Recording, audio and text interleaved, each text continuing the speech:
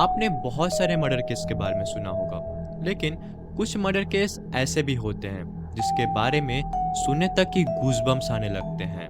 तो आज हम बात करने वाले हैं एक ऐसे ही मर्डर केस के बारे में जहां पर एक लड़की की मर्डर के बाद उसके शरीर के साथ जो किया जाता है, उसके बॉडी के साथ जो किया जाता है, वो बहुत ही ज़्यादा दर्दनाक और भयानक होता है। So without any time wasting मैं इस वीडियो को शुरू करता हूँ। शुरू करने से पहले ऐसे ही केस रिलेटिव्स वीडियोस देखने के लिए सब्सक्राइब कर लीजिए इस चैनल को। तो अब कहानी शुरू होती है।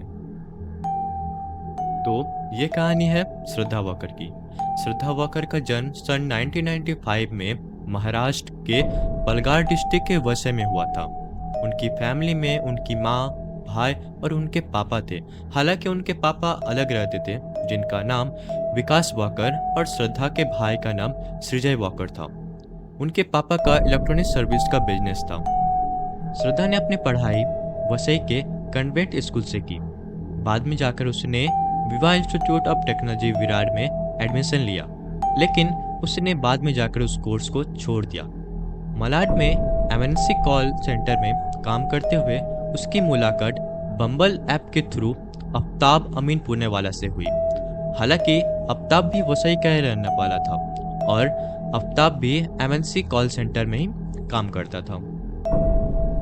श्रद्धा 2018 तक अपने फैमिली के साथ रहती है। फिर आता है 2019 का साल, जब श्रद्धा अपने फैमिली के अगेंस्ट जाकर आफ्ताब के साथ रहने चली जाती है। वो दोनों एक साथ कुछ दिन तक रहते हैं। उसके बाद वो दिन आता है, वो रात आता है जब आफ्ताब अपने काम को अंजाम दे रहा होता है, जब सभी लोग चैन की नींद सो रहे होते हैं। श्रद्धा के मर्डर के बारे में ऑलमोस्ट 6 मंथ बाद सभी को पता चलता है, जब श्रद्धा के पापा को श्रद्धा के दोस्तों से ये जानने को मिलता है कि श्रद्धा से उनकी 2 से ढाई महीने तक बात नहीं हुई है। तो श्रद्धा के पापा पुलिस स्टेशन में जाकर मिसिंग कंप्लेंट दर्ज करवाते हैं।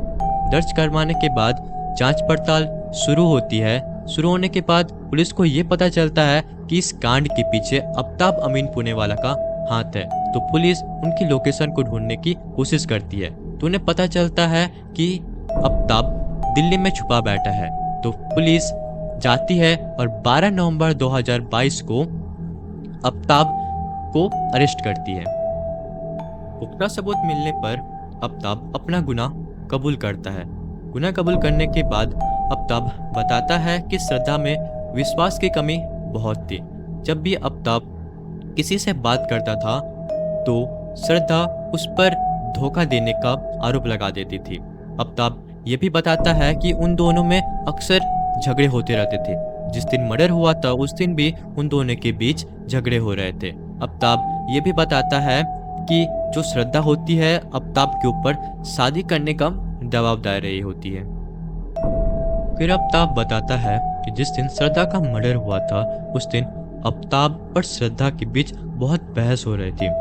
बहस के दौरान आफ्ताब को बहुत गुस्सा आ जाता है, तो वो श्रद्धा का गला घोट देता है। गला घोटने के बाद वो बाजार जाता है और 300 लीटर का फ्रिज और एक नाइफ खरीदता है। प्रोफेशनल एंड ट्रेंड शेफ होने के कारण वो मीट के छोटे छोटे पीसेस करना जानता था। फिर वो श्रद्धा के बॉडी पार्ट्स को 35 पीसेस में डिवाइड करता है, देन सब पीसेस को फ्रीजर में रखता है। फिर वो श्रद्धा के सर को देखता और 18 दिन तक रात के 2 बजे छतरपुर फॉरेस्ट में जाकर श्रद्धा के बॉडी पार्ट्स को जमीन में दफन कर देता था। आफ्ताब ये भी बताता है कि गूगल पर सर्च करने के बाद फ्लोर पर गिरे हुए खून को कुछ केमिकल से वो साफ करता था। वो ये भी बताता है कि बॉडी को ठिकाने लगाने के लिए वो डेक्स्टर टीवी शो से इंस्पायर हुआ था। जिस रूम में उसने श्रद्धा की हत्या की थी वो उसी रूम में सोता था।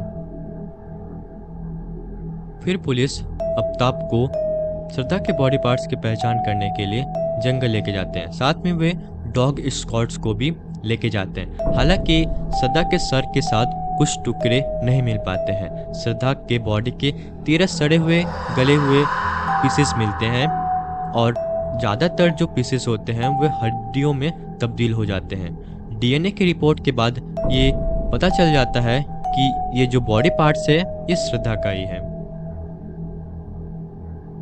बाद में श्रद्धा के भाई और श्रद्धा के पापा साकेत स्थित सीजन कोर्ट पे गवाही देते हैं।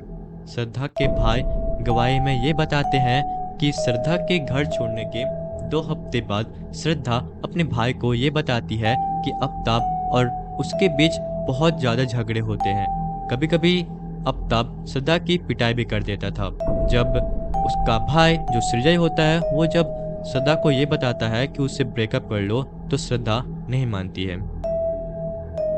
तब अभी दिल्ली स्थित तिहाड़ जेल में कोठरी नंबर 4 में है और उस पर कड़ी निगरानी रखी जाती है। यदि आप गूगल पर सर्च करते हैं 6629 चार्जशीट तो आपको ये पता चलेगा कि ये कहानी सच है और आपको आफ्ताब और श्रद्धा के फोटोज भी देखने को मिलेंगे। I just say one thing कि मैंने इस केस पर बहुत ही ज़्यादा रिसर्च और बहुत ही ज़्यादा मेहनत किया है।